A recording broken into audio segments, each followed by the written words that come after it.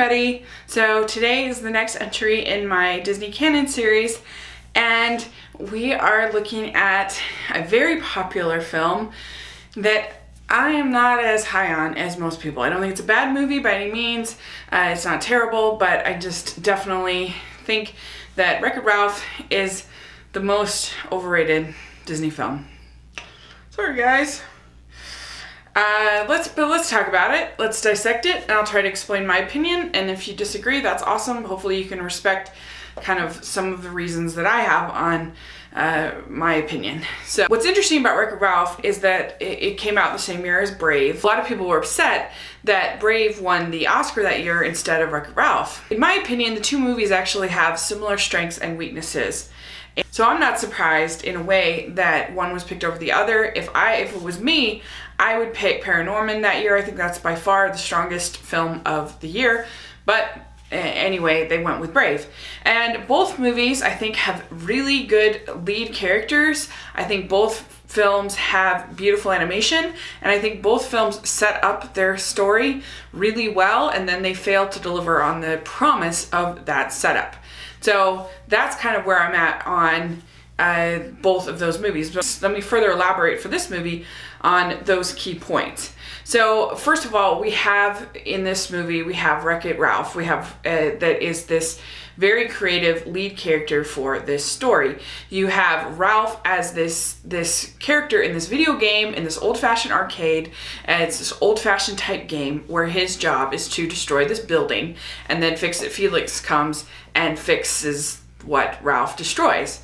Well, it turns out that he is treated as a villain in his own game, and he's not allowed to be in the building. He's not allowed to participate in any of the parties or any of the things that go on amongst the townspeople and Felix and everything like that. And so he is forced to sleep in the dump. Makes him a very likable character, somebody that we root for. And I think having John C. Reilly as the voice also helps us really feel for this character. It's just something about his voice that's very relatable and very heartfelt, and that we want to cheer for. And so that all helps very much. And he finally reaches his point where he's tired of being this villain. He wants to be accepted. He wants to be included. And he even goes to this villain kind of, sort of like a Villains Anonymous kind of group that's very funny. And you have these bad guys from different video games. And I don't know video games, so I don't really know a lot of where these guys are from. But I still think it's charming and funny and a very enjoyable beginning. And so he has this conflict with the people in his game, and they tell him that he needs to go, and in order to be respected amongst them, he has to win a medal. And so he goes outside of the game, and this is where we get this incredible setup where it was very, very clever. They have a power strip that is basically like a train station in this world where it takes you to all these different games, and you see all these different characters like Hubert and again, I don't know video games, but you see all these different characters, and you see all these hubs to all these different worlds. And this is my main gripe with Wreck-It Ralph, is that I think it's very frustrating that we don't get to see these worlds, and we have this whole arcade to experience, and we spend almost the whole movie in one world and with a little bit in two worlds. And I think that's such a missed opportunity.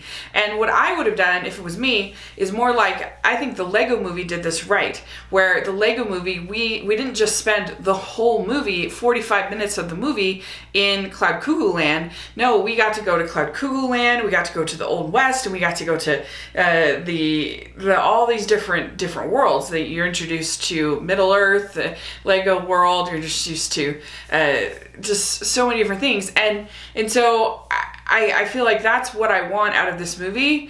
I think what they should have done is had like him have to get a coin maybe in all of the different games, or like 4 or 5, whatever, 6 games, and then as he collects the coins then he finally gets his medal at the end, and that would have been so cool and so different.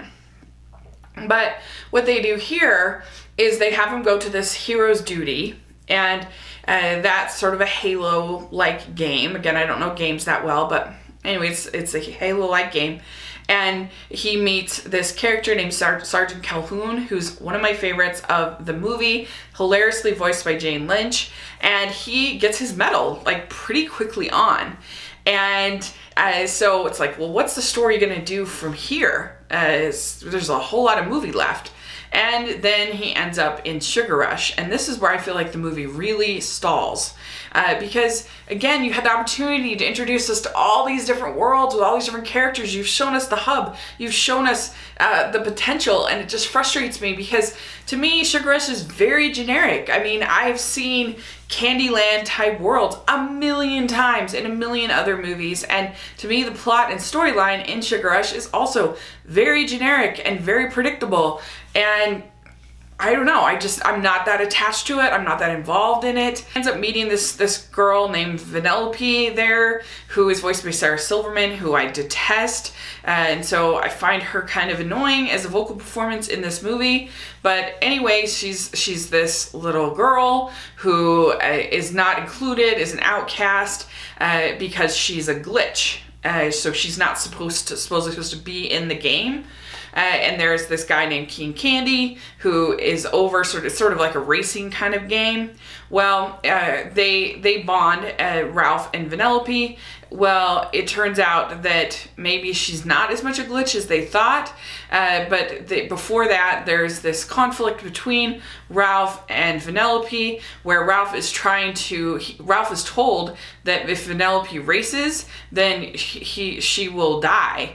And so he destroys her cart that they've worked on because he is fearful of her. But then he realizes that she's actually not a glitch.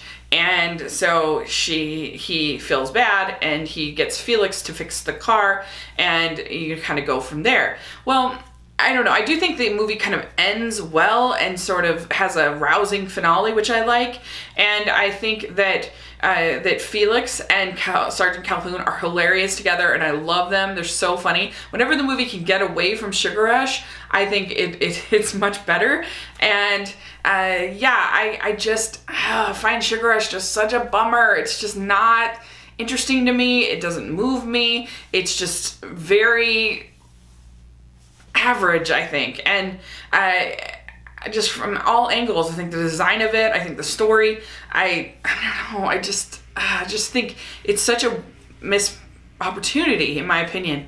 But like I said, it does have a really good setup and a really good conclusion, which I like. It has Sergeant Calhoun, it has Felix, which I like. It has a likable lead character in Ralph, so that's good. And it certainly is the best sort of video game-ish kind of movie, because usually that genre is just horrible.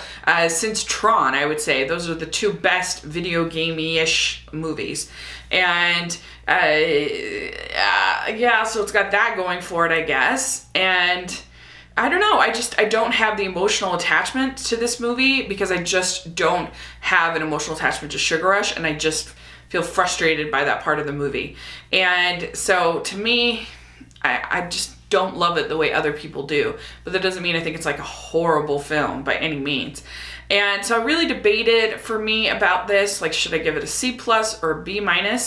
And because I think the ending is strong, because I think Felix and Sergeant Calhoun are really great, and because I think Ralph is a really good character, and I think it is a visually very inventive and creative premise for a film.